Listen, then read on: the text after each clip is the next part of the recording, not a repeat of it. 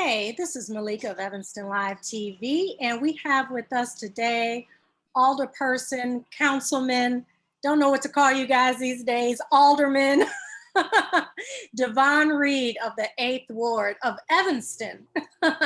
Welcome, Yes. welcome Alderperson Reid. Thank you for having me, Malika. And you can, my aldermanic pronouns or anything you want. So you can call me alderman, council member. I don't mind. Okay, awesome, awesome. Okay, we have a lawnmower out there going. The world of live video. Don't you just love it? Okay. I can't hear it. Okay, great, great. So thank you so much for your time today, Alderman Reid. You have been, you hit the ground running the day you were sworn in. It was fire and we loved it. Yeah. We loved it. You like shocked everyone. Like no one was prepared. You were like, look, it's the summer. It's time for free beach tokens. It's time that everyone has free access to a natural resource, the lake. Thank you.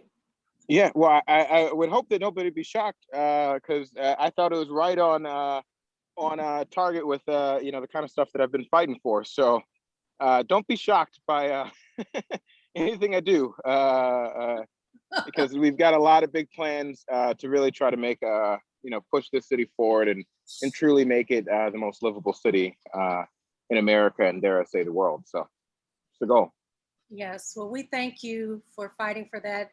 People have been voicing their concerns for free access to the lake for everyone in Evanston for, a long time now, for years. And so, since 1931. In fact, just a very quick thing is our Evanston beaches were free until 1931 when the first Black alderman was elected, Alderman Jourdain. And he called for the but the beaches were free, but they were segregated. There were Black beaches and white beaches. And Alderman Jourdain called for the desegregation of beaches, and the city of Evanston said, sure, we will desegregate the beaches, but we're gonna beautify some of the beaches and charge access to those beaches. And so that's how beach tokens were incepted. It was incepted in racism to segregate our public spaces. And it's both racist and, today, we can't forget the racist birth of this, but certainly today its impact is just purely classist in not allowing folks who don't have the means to access a public space. I'm actually here at, I'll flip my camera on. I'm here at a beautiful Elks Park, and I don't have to pay access to come sit at the park. I don't have to pay access to go to any other public space, and we shouldn't have to do that for our beaches. So that's why we moved for that policy. Yes, thank you so much for that fight. So we ended up with starting out with 3 days. I know you were fighting for every day. Yeah. Yeah, that was interesting how that went down. Mm-hmm. But so we will have free access every day come 2022, or does it have we're gonna make a vote again? It's gonna have to come to a vote again, but we're gonna make sure that that it happens next year. Okay, great. Well, to all the families out there, you can access the beach for free Saturday and Mondays. Yep, exactly. Yes. So Alderman Reid, there's so much going on. So the news of Chief Demitrous Cook, the police chief of Evanston, that hit, social media really quickly over the past couple days, that he went into early retirement. So, the people are asking, was this his choice? Was it forced? Was it a golden handshake? Was it like what went down? I did speak with Chief Cook, and this speaks to who he was. He always answered when I called. He always responded. Yeah. And of course, he couldn't speak on the issue. Yeah. And he's a man of integrity, and so he couldn't speak to it to the media. But we know how the system works. So what can you tell us? I know you probably can't tell us too much, but Yeah. word on the street in the community was that the city council forced him out, and I was already arguing with people. Like, I can tell you right now, the new blood on the council didn't do that. I can tell you that. I can speak for myself. I had no clue that this was what happened was going to happen. And so I was blindsided by this, and this wasn't a conversation that the council had. Ultimately, Chief Cook, he did choose to retire. He very obviously chose to retire. The circumstances of his retirement, of his abrupt retirement, I'm curious about it, right? Because we didn't have much warning about his retirement or his departure from the city of Evanston, and it's the beginning of summer, and I really am just curious about looking into the exact and getting more information into the exact cause of this immediate departure from the city. And we, as folks know, yesterday we had an executive session, and my concern is that executive session wasn't placed correctly. It should have been during a council meeting and not a rules committee meeting. But we certainly had an executive session yesterday where we discussed, it's quite obvious that we have our police chief retire on a Monday, and we meet in executive session. We discussed that issue, and so I'm still looking for more answers. I can say that. Myself and a number of other council members are not satisfied with the way that this played out with his retirement or whatever. Folks want to look into it, and I think we have to do a better job as the city in preparing for major departures like this, and making sure that that we're doing it with intention, and that we're making sure that we're protecting the residents of Evanston and both in our trust in government in the way that we operate. And so that's something I am laser focused on, and making sure that we uphold. Well, thank you for that. There are people in the community who are very concerned. You had mentioned, it's the start of the summer, and we know, the summertime tends to be the most active. And so it's a heck of a time to release, or he went into abrupt retirement. No questions around that. Why now at the start of summer? And Chief Cook, I thought he did a great job. I mean, many people in the community felt he was a better chief than the former Eddington, especially with an active summer approaching us, that, he did a better job. I mean, I'm sure that there are those out there who, disagree with that, but there are members of the community who felt he did a really good job in the 2 years he was here. So with the summer on us now, just beginning, there are people in the community who are very concerned with who they're going to replace him with and how they're going to handle the activity in the summer. Well, so one, for now, the interim chief is going to be someone from inside of the department. So it'll likely be one of the deputy chiefs. And I am certainly a believer in our deputy chiefs. Sorry, I'm crawling on them. And I believe that any one of our current deputy chiefs could step up in this interim role. So I'm fully confident. And that, for example, Deputy Chief Aretha Barnes. There's a few other deputy chiefs there, and so I'm confident that whoever the city chooses from within the ranks can handle it in this interim capacity as we begin the search for a new police chief.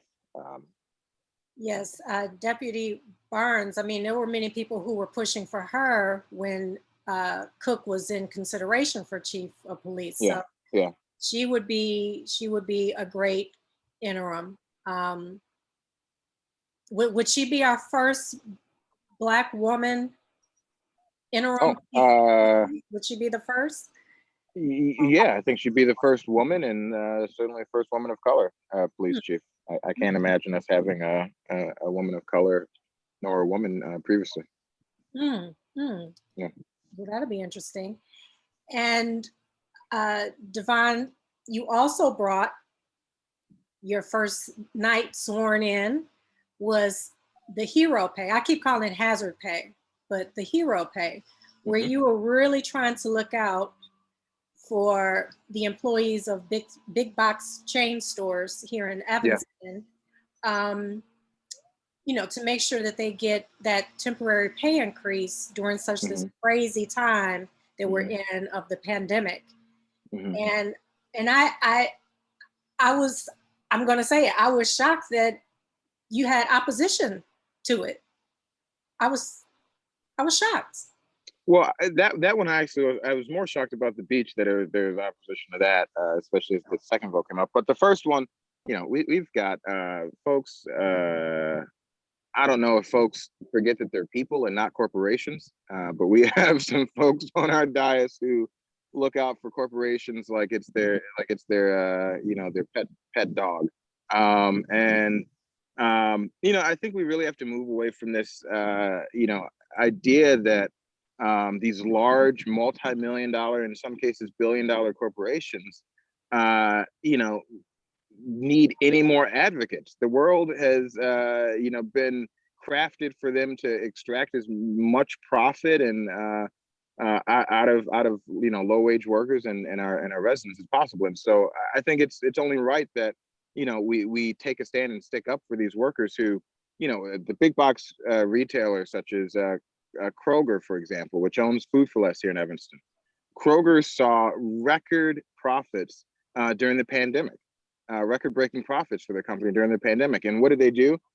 Did they really work to increase the station that their you know, the life station that their workers are in? No, they used those new profits to buy back their stocks and give their shareholders and their CEO big bonuses. And you know, I think that's wrong. And this isn't just Kroger. This is Target, and all of the big large retailers did extremely well. And you know, they'll say that we gave our workers some hazard pay or hero pay, and it was a pittance during the pandemic. In most cases, it was $200 a month extra. And it wasn't consistent. It was very spotty. It would happen, you know, for a month or two, and then it would cut off, and then maybe it would come back for a month or two. And you know, they also wanted to, you know, say, and look what we did to protect our workers. We, you know, we made sure everyone had masks and one-way aisles and all this stuff. And that's just basic stuff to make sure that customers feel comfortable coming into your store. So it wasn't really about protecting the workers. It was about protecting your profits. So yeah, so we're moving forward. We've had it for introduction. It's now coming on the 14th for action, and I'm confident that it will pass. We've changed the ordinance quite a bit since its introduction. We know that this should have been done a long time ago. I am quite disappointed in the former council for not taking this action to stick up for our workers. You know, and some folks would say, you know, well, how many of them are Evanston residents? That was one of the questions that I got early on about, you know, us passing this. You know, who are we doing this for? And, you know, at the end of the day, these businesses are located in Evanston. They're servicing Evanston people. And if they're not Evanston residents, if the majority of the workers weren't Evanston residents, the question is, why aren't they Evanston residents? Is it because we don't have enough affordable housing here in our city to house all of the workers that, you know, provide services for us? I would say that's the answer. And, you know, that's a failure not on their part or on anyone else's part. It's a failure on our part. And we should be making sure we're having enough affordable housing for our workers to live here. But, you know, and you know, our firefighters, you know, I wonder if folks would ask that same question about our firefighters. How many of them are Evanston live in Evanston? as they're crawling over bodies in nursing homes to get to COVID-19 patients. And so we're moving forward on the 14th. We'll have a vote. The new proposal is that, folks would get until the emergency declaration is lifted at the state. So we know that we're moving into phase 5 pretty soon, right? And that's why I wish we had done this sooner. But since we're moving into phase 5 soon, I don't believe that the emergency declaration will be lifted at that point, as it will likely exist for a while longer. And so I'm calling for this pay increase to last through that emergency declaration. And we're asking for companies to provide folks $250 a month extra on top of their current wages until the emergency declaration is lifted. And that originally we were calling for a retroactive hazard pay, but that seems as though it would invite a legal challenge that I don't want to invite. And so now we're structuring it in a way where we're not calling it retro pay and it's not retroactive, but we're increasing the pay for a longer duration. And I think this will lead into a discussion just about minimum wage in general. And that's something I'm going to be pushing for fairly soon. I have a whole panoply of things that I want to roll out regarding workers' rights, from fair scheduling ordinance that would require that big box retailers give their workers their schedule at least 2 weeks out and guarantee that schedule. And if they remove hours, they take away hours, you got to pay them at least a portion of the hours that they were expecting, because we can't have our grocery workers and our essential workers living on the edge, not knowing what their hours are going to be, not knowing how they're going to pay rent, not knowing if they can go to their child's report card pickup because they may get their schedule too late, or they may have their schedule moved around. And so we need to make sure, that's a very big spider. We need to make sure that parents have all the resources that they have this fair scheduling, that they can make sure that they're providing for their lives and their children's lives. And so that's what that'll work toward. We appreciate you so much, Alderman Reid, you are clearly for the people. You're for, and you have vision for the economics of Evanston. And I want people to really understand that, is that you believe you can do what's right for the people as well as make Evanston this flourishing city, because you want people from outside of Evanston to come spend their dollars here in Evanston. So people need to, I think they need to really understand that about you. Yeah. The thing is, as I've been switching into the role of alderman, and for those of you who followed the clerk's office, I'm applying that same level of research into this new role. And one of the things we have to look at is our city budget. It's $300 million, right? That's our roughly annual spending, and only $30 million roughly annually comes from property taxes. The majority of the funding that the city of Evanston receives is not property taxes. It's or not even the majority, but a large portion of that is sales tax. Whether it's our home rule sales tax or the state disbursement of the sales tax, or liquor taxes, or hotel amusement taxes. All of these use and sales taxes generate far more money than property taxes. And if we can ensure that we're getting people to come in, that's part of why I want to make the beaches free for everyone. Because one, to be honest with the Evanstonians, if you think that your property taxes are, like I said, it's only $30 million annual, it ain't covering anywhere near any of the services that we're receiving, that you're receiving. So your property taxes are really a pittance. What you really are getting, because 70% of your property tax dollar goes to the schools, you're getting a quality education system for your kids. And that's what your property taxes are primarily paying for. But it's sales tax and other use taxes that are really generating money for the city. And unfortunately, fees and fines and regressive fees like beach access. And so I think we can move away from those regressive sources of revenue and move toward more progressive and positive sources of revenue that aren't a burden on taxpayers. and increasing our sales tax, not our sales tax rate, but our sales tax revenue is one way to do that. And, you know, our beaches are desirable. You know, we've got a beautiful city. We've got our downtown very close to our beaches. If we were to attract folks from Chicago and from Wilmette and from Winnetka and Glencoe or wherever to come to our beaches and then spend money here, you know, pay for parking here, you know, then go to an ice cream shop in downtown Evanston, or go get a sandwich, or buy some alcohol, or do some grocery shopping. If we can get them to do that and then go home without using our trash pickup, without using our police department, our fire department, without using all of the other, the school system, without using all of the other resources that we have here that we do provide to residents, that's a positive thing for us, right? That means that we're actually, that's a way to generate revenue in a good way. And the other thing, and so we need to be using our public spaces like our parks. I mean, again, I'm sitting here at Elks Park, and, you know, beautiful park. I love parks, but parks don't, you know, there's not a huge group of people just hanging out at parks usually. Parks usually only draw a crowd when there's an activity there, but our beaches draw people just through their existence. And if we can, again, like I said, get folks to spend money here and then go home, that is a great way to raise revenue in a non-regressive way. And I mean, we can do it by making our public spaces more attractive. And so that's certainly a goal of mine. And then we really have to rethink, you know, our priorities.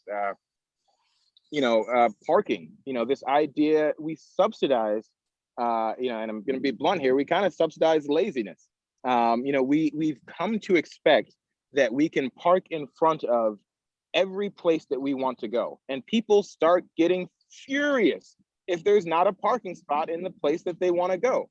And what folks have to understand, we have to start to reckon with residents, you know, about the truth. And the truth is, for each parking spot that we just give away for free, you know, for example, a parking stall in a parking lot, like I have a Jewel in my ward.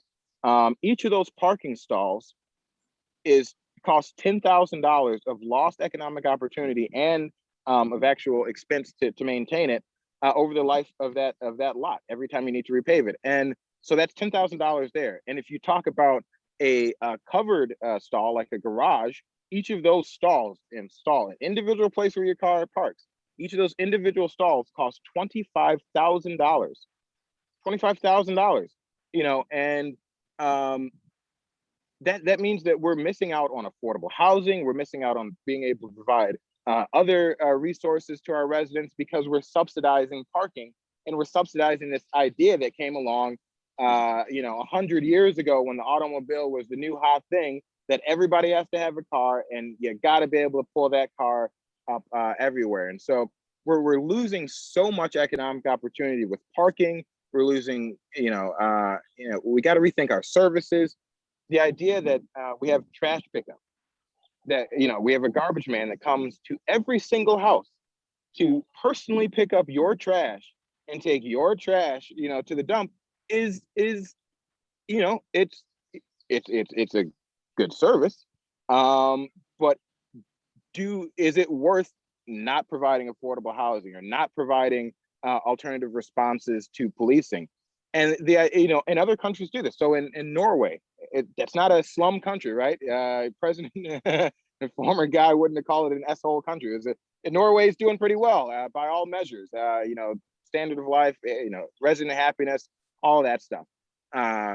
And in Norway, for example, they don't have trash collection the way we do in America and in Canada and other places, where you take it out to your backyard, or you put your bin in front of your house.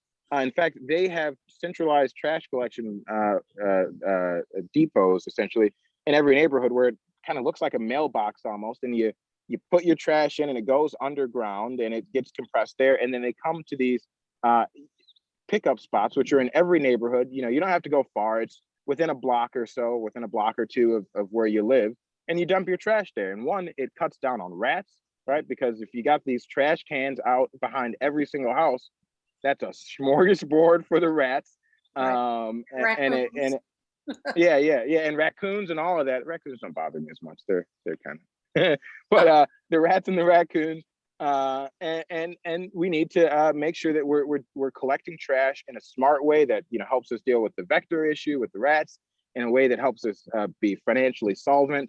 And so to me, everything is on the table. I think we really have to reimagine the way that we run cities. From our policing to our trash pickup to our EMS, everything has to be reimagined, because if you think about it, one, we have a huge unfunded pension liability, a hugely unfunded infrastructure liability. And if someone, and I'm actually going to make a post about this soon, I can't think of a single city in Illinois, and dare I say in America, that isn't wildly in debt, and not just in debt, but an unfunded liability, such as their infrastructure and their pensions. I can't think of a city that doesn't have a huge unfunded infrastructure and pension liability. So what that tells me is that the model is just flawed. If every single Taco Bell was running a major deficit and had unfunded liabilities, Taco Bell would go out of business, or they'd change the model. In government, we're not really going to go out of business. We've seen a few cities, go bankrupt, but they don't disappear. The city's still there. And so there isn't really an urgency to change the model, because we just exist in perpetuity. And when things get really bad, we typically get bailed out by the states and the federal government. And I think, we just have to really rethink this and how we're providing services, so that we can begin to really effectively target our equity goals, and we have the money and the resources to place there, as opposed to what we really are doing, which is subsidizing large corporations and their profits. I mean, the trash thing, and I'll close with this. I've going on for a while. When we think about trash collection, who are we really subsidizing? We're actually subsidizing the large corporations that force us to get these single-use containers. And if you wanted to, you couldn't go to most stores with your glass reusable container and get rice or whatever the heck you're gonna put in there and walk out of there without the trash. They force these single-use trash items on us for their own profits, and then it's up to the city to figure out what to do with it, to clean it up. And so they need, again, that's another thing where the corporations need to pay their fair share and actually deal with the trash that they force us to bring into our communities. That's an interesting point. That is an interesting point about the containers, because I was just watching something on Instagram. This guy was complaining about how people use their own containers to put their rice and everything in. He was like, it already comes in a container. But like you're explaining, it could save so much more money, and recycle. All of that could be eliminated if we could go to the store and just fill up our own containers with everything that we need. That would be. See, I'm so glad we have you, Devon. I'm so glad we have you. Less convenient. I'm not saying I'm going to make it a lot more convenient, but we're going to, the goal is to make it more efficient and to do things right for each other and the planet. And so, sometimes that means we got to be a little inconvenienced. But that's it's the truth about the way we got to operate this world. So now the big question, the community is talking. They're talking. So those who knew that it wasn't city council who made the decision about the police chief, they felt it had to be the city manager's office that made that decision. So with all the vision that you have for our economics, where we can save money, where we can make the money city, where we can make Evanston more money, where we can bring more people into Evanston to spend their dollars so that we could flourish more. Like, you have great vision and you have plan, and you've done the research and how this can work. The big question that the community is wondering now is City Manager Erika Storlie thinking the same way? Oh, I can't answer that. I don't know if she is. I mean, I've had some of these conversations with her, and Manager Storlie is, she's been responsive to them and open to them, and she's, so Yeah, but to answer the first thing, certainly so the city manager runs the day-to-day operations of the city, right? So yes, the city manager has the power to hire and fire any director or any employee, and that is their sole responsibility. So to the first thing, yes, that was totally the city manager's decision because that is her power. But the city manager reports to the council. And so it is our authority and our responsibility to set the direction, to set the vision for the city. The city manager isn't the the city manager is not the elected body that sets our priorities, that sets our vision, that sets the direction of the ship. They are simply the captain that makes sure that the ship follows the pre-navigated route. And we're the cartographers that set out the route for her to follow. And so, you know, I'm less concerned if Manager Storlie is on the same page with me. It's really, is she able to execute the vision that the council sets out? And that is, you know, and I want to be supportive of making sure that she can. And if anyone's unable to, you know, meet that goal, you know, then we got to make sure that, again, first make sure we're providing with the resources to be able to meet the goal and make sure it's not an impossible goal. You know, you couldn't, Christopher Columbus couldn't sail across the ocean before, you know, a certain class of ship was created because it would break. So we can't give her an impossible goal without the proper tools to achieve it. But if we've given you the tools, we've given you the Santa Maria, and you're able to sail, or you should be able to sail across, and you don't make it, then, you know, it becomes an issue of were you the right captain for the ship? And do we need to get a new captain who is able to follow the pre you know, navigated route? And so that's what's yet to be determined in my book. Yeah, and I guess the question should also be because the city council at this point, I know it's a little early, but the city council to the community is looking kind of split. So you have the councilmen who are about what's right and for the people and bringing more money into Evanston, and then you have the council who treats corporations like they run the corporations, like they're their businesses, and how dare you want to tamper with that? So, you know, and then that brings in suspicion of kickbacks and all sorts of things against the people. So, yeah, I guess that's really the question is, does everyone on the council have the same vision?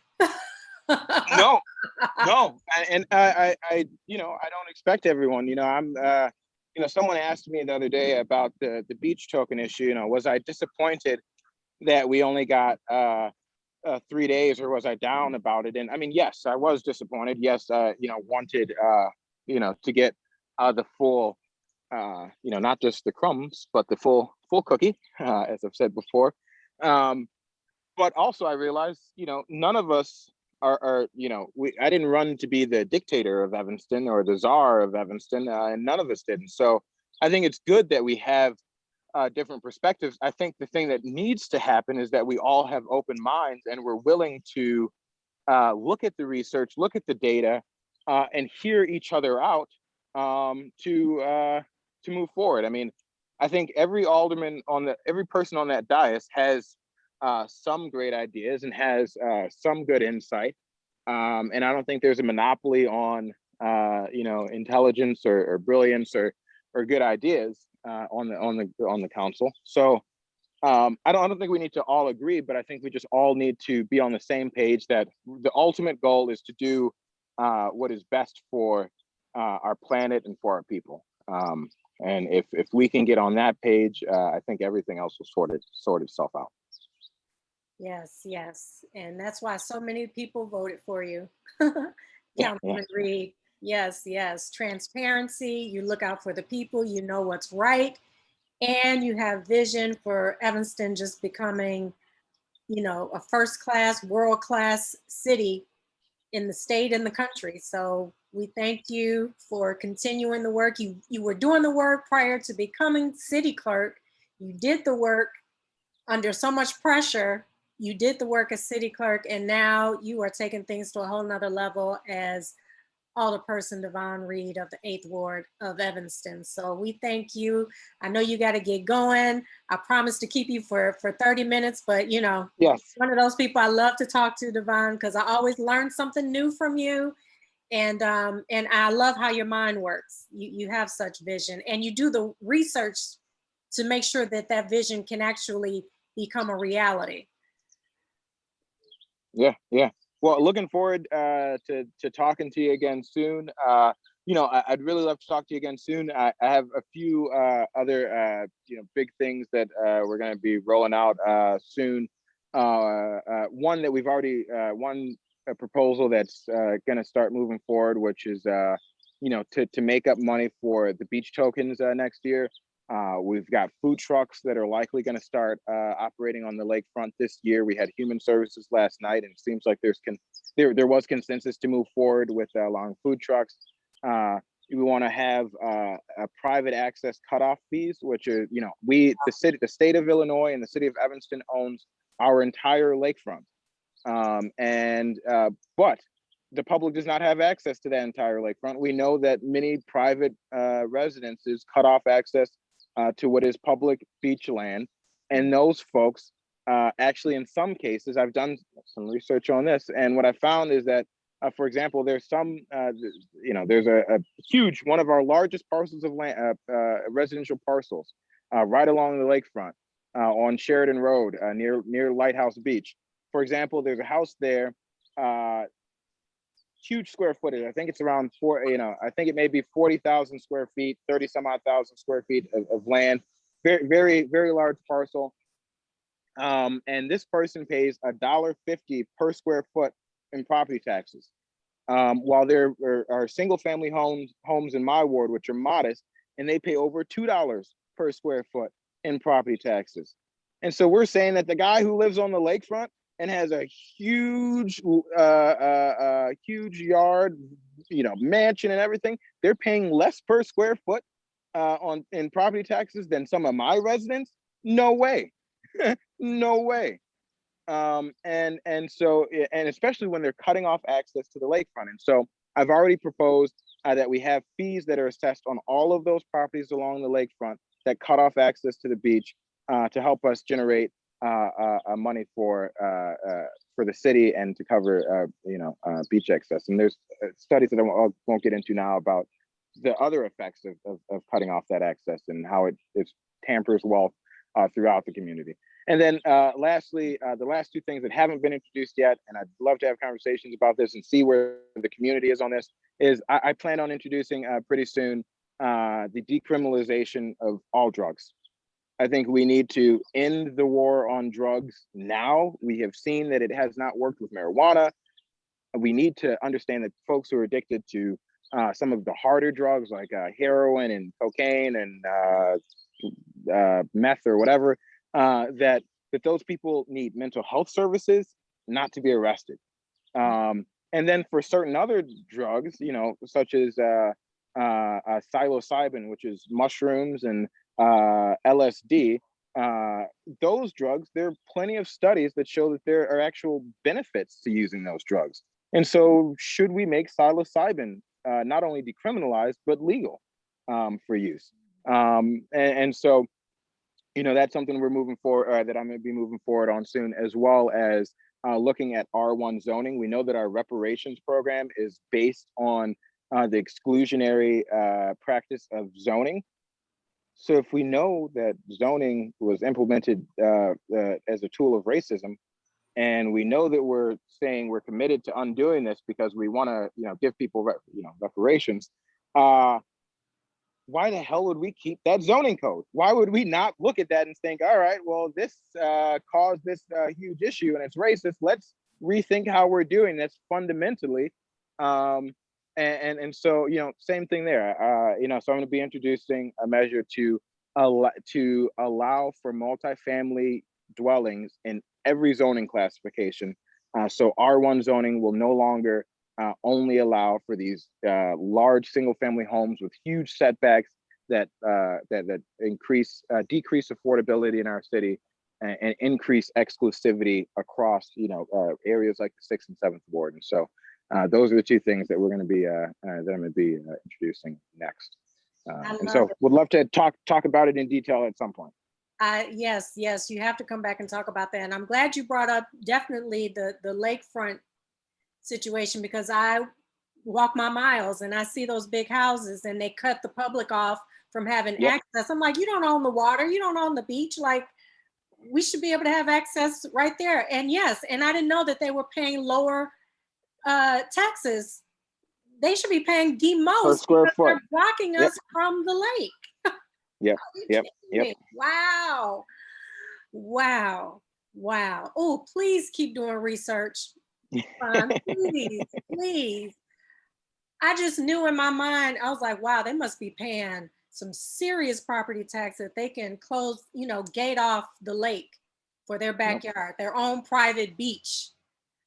Wow. It only looks like they're paying a lot in property taxes because they have large plots of land. So the number, when you just look at the raw number, you're like, oh, they're paying $40,000 in property taxes per year. That seems crazy. But then when you look at it on a square foot by square foot basis, they actually tend to be paying far less. And some people say, oh, it's because when you buy more, it's the kind of the basic economic theory that if you buy more, you pay less for more. But they really didn't buy more, because we're not selling land as the city, we're selling productivity on that land. And so those large houses are actually less productive for the city than a multifamily unit, because there's less going on there. And so we have to just rethink that whole theory about it. Are we selling them land, or are we selling them productivity of that land? Because it comes out with two different equations, and they should, because it's less productive land, should be actually paying a whole lot more than people who are doing more productive stuff with the land. We got to really we got to flip that model